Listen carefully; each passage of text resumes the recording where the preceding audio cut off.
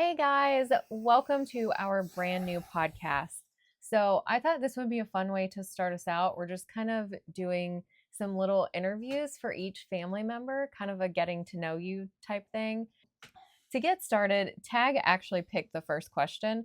He wants you to answer, why do you have a service dog? I have a service dog because it's hard to do certain things that you used to take for granted. Sometimes you just need somebody there with you, So Macy's there with me. Yeah. Some people, it gives them a reason to get up. You were wounded in combat, I was. so you have injuries from that, both I do. physical and brain injury. I do. These questions, they kind of go back and forth between like serious or deep and kind of just fun and random. If Okay. you could bring back one defunct Disney attraction, what would it be? I think. Well, that's hard. That's really difficult. Um, It's hard to narrow it down to one. I would like to be able to go into Wonders of Life Pavilion, Oh, okay. and I didn't think about that whole pavilion, but but the whole reason is because it's actually the thing that you find absolutely like the worst. But it's like this little movie that okay. has Martin Short in it. Yep. And I just like I'm a big fan of Martin Short. So uh I Yeah. would bring back that, and because I would like to go and actually because Experience the it's discomfort. it's on YouTube and I've watched it on YouTube, but I would like to go to Epcot in the time period and like experience that whole thing, like because they have like Body Wars and stuff Yeah, like there's that, a and lot of fun what is stuff it, in that Cranium pavilion. Command. That was one of my Like favorites. I want to Yeah. go do that. Like Epcot, just go back to that. Right. If anybody at Imagineering watches this ever. A little bit deeper again. What's your biggest flaw in your Whoa. opinion? In my opinion, Yeah, in your opinion. I'm a perfectionist, I think, to the detriment of some things sometimes. Like Yeah, especially when I'm doing art and things like that.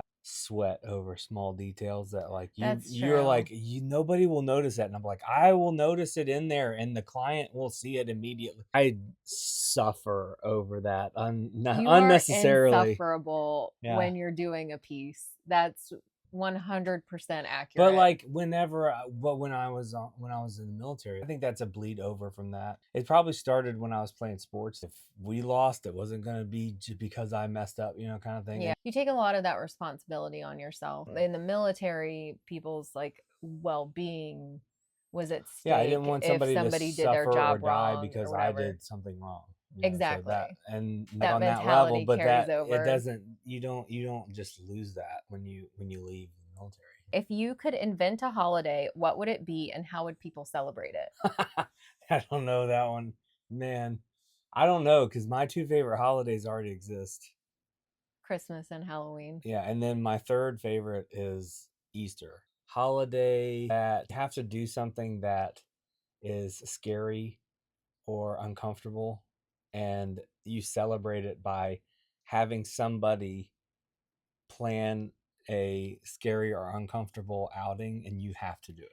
That just makes my I anxiety know like it's go through the I know, roof. but it's like Why would you do because I that? feel like people settle into their like it's like the day of unknown or something like that. Like Okay, that would you be don't, interesting. because it really like it's not something that would necessarily have to cost you anything. Right.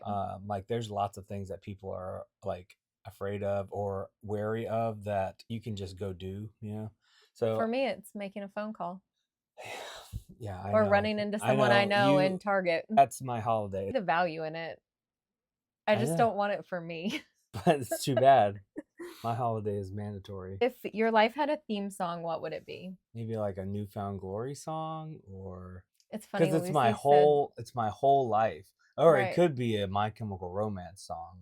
It's somewhere in there. I don't have a I don't know if Okay, but like one of those bands would. also one that really comes to mind is the Used Him. the Empire March from The Star Wars. Empire March. That feels accurate too. If you could pass on a family tradition or just a certain thing that we do in our family, in our home for someone else to start doing, what would it be? I think the our Christmas thing that we do every year, like that's the Oh, most. that's a good one. So, what he's talking about is we have this Christmas set up in our front yard, and a lot of people over the years have just told us how much joy it brings them and how much they love seeing it, and they really look forward to it and get anxious for us to put it together and stuff and get it out.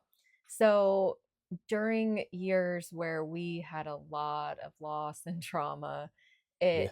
like seeing neighbors walk by and having them just tell us how much joy they got out of our decorations, that's what kept me going, honestly. So, as a thank you for that, we started, we have like one night in December where we give out little candy canes and toys, just like small little things to the kids who come by.